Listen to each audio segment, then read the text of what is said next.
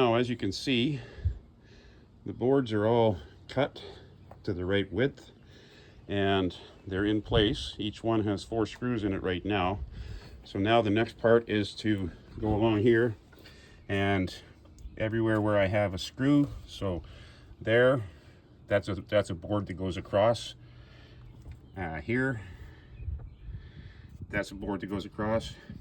Another one here, another one here, and another one there, another one here, and a couple more down here. So now what the next step is I've already started. I've put a screw here, and then I'll go across and I'll find the other board on the other side, and then I'll draw lines so that I know I'm putting the screws into the wood and not drilling holes into the wood where nothing's grabbing. And that's my next step. So this is a 10-foot ramp. What I've done up here at the top is I've taken a couple of pieces of quarter round and put them in after I see where the line is on the plywood. I cut a 45-degree angle, and that piece of wood is this here.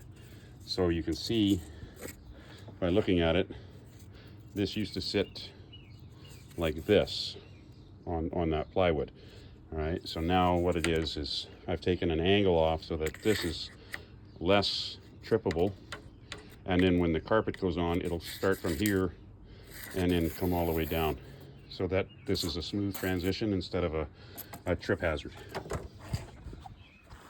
So next step's getting the screws in, and then I'll show you the next step, which is with the landscape fabric.